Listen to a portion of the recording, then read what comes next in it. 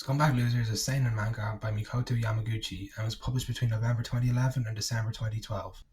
It is the story of Masahiko, a 16-year-old with a quote, twisted personality and a keen sense of smell which causes him to be attracted to foul odors. He has only one thing going for him. He's not the biggest loser in his class. That's how it goes to Yamada, a boy who rarely showers and has trouble maintaining eye contact. Hey, that sounds like me. All this changes though when Yamada somehow manages to acquire a girlfriend, and quite a cute one at that. Masahiko now fears being the biggest loser in the class, so he concocts a girlfriend of his own, telling everyone he was in a long-distance relationship with Haruka Mizusawa, his childhood friend who died 5 years earlier. Only later do we learn the dark truth of her death and its impact on our protagonist. Things take a bizarre turn when the next day Haruka transfers into his class and declares she is in fact dating him. Scumbag Loser is a very edgy manga, and I love it for that reason. It's the Deliverance of manga, or if you're unfamiliar with that movie, The Human Centipede 2 of manga. And if you're unfamiliar with that movie, then you need to watch more movies.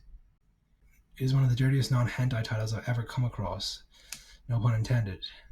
It is effed up to say the very least. The opening panel shows our twisted anti-hero sniffing the panties of his dead classmate, his walls covered with her pictures. The reader is readily invited to feel disgust, as they should. Masahiko is disgusting in every sense of the word. But his most disgusting characteristic is arguably his categorizing people. Losers, non-losers, and biggest losers. The world's biggest losers, according to him, don't deserve to live, and he will do anything not to be one of those people. Now back to the plot. Haruka shows up and claims she is Masahiko's girlfriend. After school they go to get something to eat, and Masahiko grills her. Given he's the only person who knew she actually died 5 years ago and didn't just move away. We'll get to that bit soon. He confronts her, and that is when his nightmare begins. She's actually a monster. A human-consuming monster. A scumbag human-consuming monster which creates identical copies of the scumbag human it consumes who are also scumbag human-consuming monsters. This monster agrees to keep up the facade of their relationship if he will procure for her a scumbag to consume every Wednesday. He starts with Yamada, but things quickly get out of control. He is forced to sacrifice a girl, Sato, who he earlier discovered shared his hobby of smelling people. He even sacrifices his father, which he feels no guilt for. We learn that Masahiko's father was actually the one who murdered Haruka for accusing Masahiko of stealing her panties. That Masahiko witnessed the act, but was too afraid to stop or report it. Masahiko carries profound guilt for his cowardice and his mother's related suicide. The deaths continue, and Masahiko eventually kills his transformed father. His objective now is to finish the nightmare by killing Haruka. He learns that she has passed an audition to become an idol. He goes to the concert she will be performing in to confront her. The producer announces a group of audience members who may meet the new idols, but as we soon learn, the producer shares the same views as Masahiko once held, that there are people who are so low their lives are okay to take. It was a ploy to attract kills for the exponentially growing population of scumbag consuming monsters, and in the ensuing chaos, Masahiko is partially transformed and goes to confront Haruka. It is revealed that the monster was born of the lifeless body of Haruka, thus having her memories.